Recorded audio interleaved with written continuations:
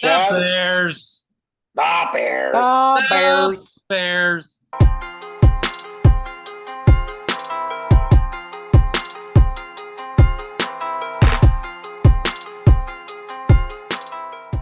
Yeah, Chicago Bears. Justin Fields, man, he finally got some receivers, man. They went out and gave up the number one overall pick to get DJ Moore, and I think it's going to pay off for them.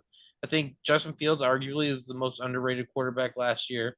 He had no weapons other than Darnell Mooney when he was healthy. And I think he was dangerous out there. He's running it all over. He's throwing it as best he could. I think they got him some weapons, so hopefully he can throw it. We saw him do that at Ohio State.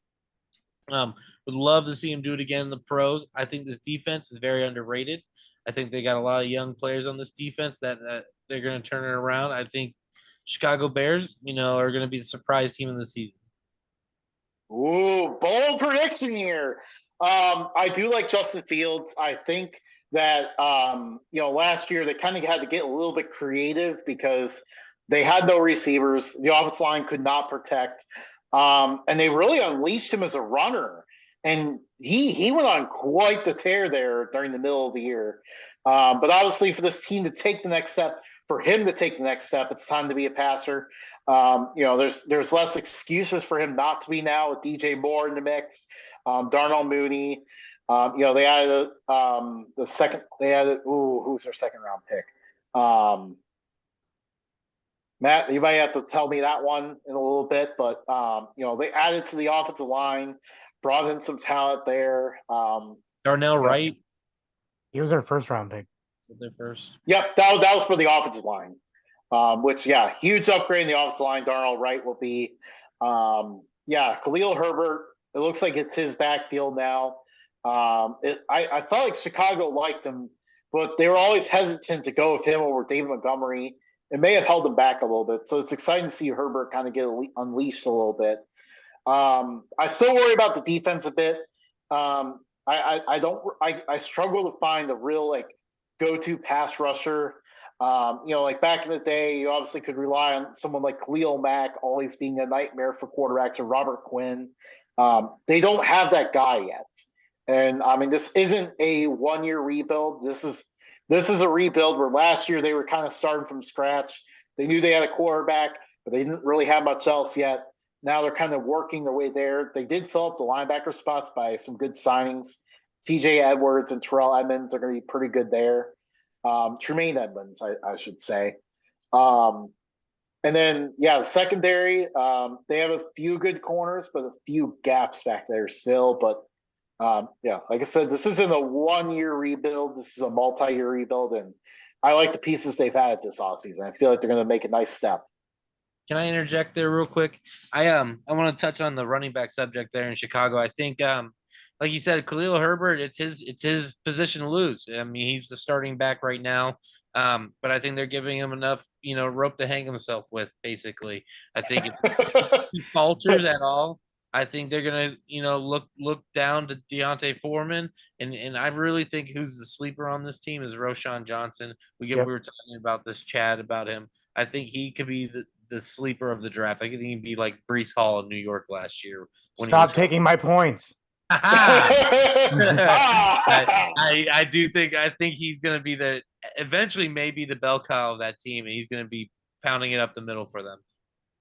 I actually think Roschon Johnson is extremely underrated. I think Khalil Herbert is probably going to lose this thing pretty early, to no fault of his own. I think Johnson is just that good. The offensive line getting better.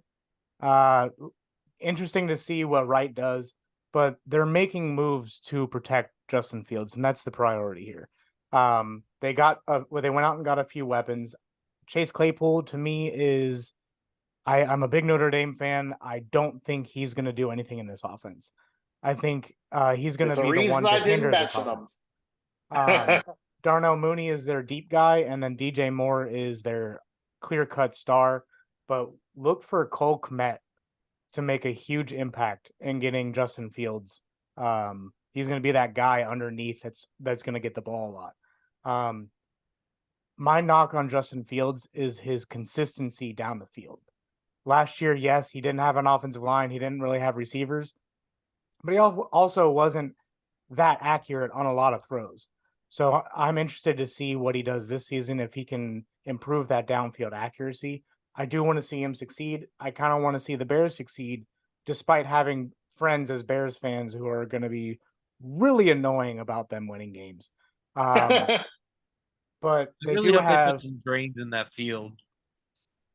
yeah, and then they're going to build a new stadium too. Yeah. So hopefully they can get the ball rolling on that. Maybe mix in some new uniforms, and then change the culture because they still have yet to have a 4,000-yard passer. The only team in the NFL that doesn't have that. They also have never had a quarterback throw for 40 touchdowns. So hopefully both streaks end this year. But with how good their running game looks, they have three good running backs that could carry the ball at any time. And don't forget, they have Kari Blazing Game as their fullback, the best fullback name in the NFL, bar none. This defense, they upgraded the linebackers, and that's about it. They don't really have a pass rush. They don't have a big meaty man in the middle to stop the run. Bigger, meatier men. Bigger, meatier men. Their secondary is suspect. I mean, Jalen Johnson is good. Eddie Jackson is really good. Kyler Gordon played really well last year, but can he continue it? He's only been in the league 1 year. They went out and drafted a few corners, but I think their secondary is what's gonna lose them some games.